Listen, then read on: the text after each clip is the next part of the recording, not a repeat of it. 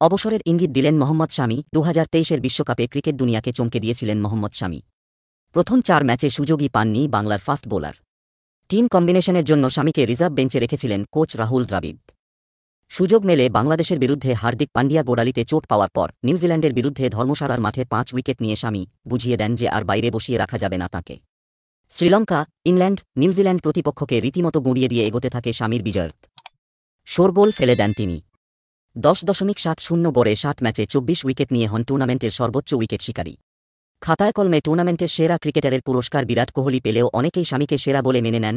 বিশ্বকাপে 24 উইকেট নেওয়ার পথে জাভাগাল শ্রীনাথ, জাহির খানদের পিছনে ফেলে টুর্নামেন্টের ইতিহাসে ভারতীয়দের মধ্যে সর্বোচ্চ উইকেট শিকারী হওয়ার নজির গড়েন শামি। প্রথম ভারতীয় হিসেবে ওডিআই বিশ্বকাপে 50-এর বেশি উইকেট নেওয়ার রেকর্ডও নিজের নামে করেন তিনি। ফাইনালে অস্ট্রেলিয়ার বিরুদ্ধে টিম ইন্ডিয়া হারলেও মোহাম্মদ শামির অসামান্য বোলিংকে স্বীকৃতি দিতে ভুল করেনি কেন্দ্রীয় সরকার। তারা অর্জুন পুরস্কারে সম্মানিত করেছে তাঁকে। দিন কয়েক আগে রাষ্ট্রপতি শ্রীমতী দ্রৌপদী মুর্মুর হাত থেকে দেশের দ্বিতীয় সর্বোচ্চ ক্রীড়া সম্মান পেয়েছেন শামি। বিশ্বকাপের পর জনপ্রিয়তার শীর্ষে থাকলেও চোটের কারণে ক্রিকেট মাঠ থেকে দূরে থাকতে হচ্ছে তাঁকে। আগামীতে কি অপেক্ষা করছে শামির জন্য? অবসরের সিদ্ধান্ত কবে নিতে পারেন? এক সাক্ষাৎকারে অকপটে সব প্রশ্নের জবাব দিলেন ভারতীয় পেসার। অবসর নিয়ে অকপট মোহাম্মদ শামি। বর্তমানে শামির বয়স 33। চোটাঘাত সমস্যা বেশ কিছুদিন ধরে ভোগাচ্ছে তাঁকে। কাঁধের সমস্যার কারণে 2022-এর শেষের দিকে খেলতে পারেননি।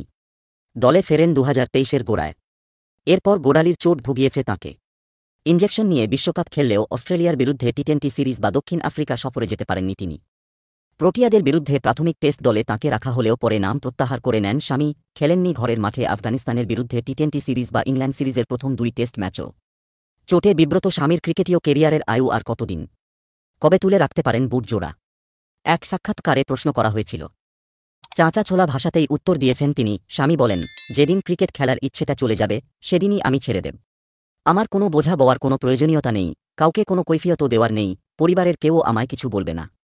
যেদিন সকালে ঘুম থেকে উঠে মনে হবে যে আবার মাঠে যেতে হবে, সেদিনই আমি টুইট করে অবসরের সিদ্ধান্ত জানিয়ে দেব। ক্রীড়াবিদদের বায়োপিকের চল রয়েছে বর্তমানে। শচীন তেন্ডুলকর, মোহাম্মদ আজহারউদ্দিন, মহেন্দ্র সিং ধোনি, মিথালি রাজদের বায়োপিক এসেছে। মুক্তি পেতে চলেছে সৌরভ গঙ্গোপাধ্যায়ের বায়োপিক। উত্তরপ্রদেশের আমরোহা থেকে কলকাতা হয়ে শামির জাতীয় ক্রিকেটের মূলস্রোতে উঠে আসার গল্প চলচ্চিত্রের পর্দায় ফুটে উঠবে। কে থাকছেন মুখ্য ভূমিকায়? প্রশ্ন ছিল শামির কাছে। মজা করে ক্রিকেট তারকা জানিয়েছেন, বায়োপিক অবশ্যই আসবে। কোনো অভিনেতা পাওয়া না গেলে ক্রিকেট ছাড়ার পর নিজেই অভিনয় করে নেব।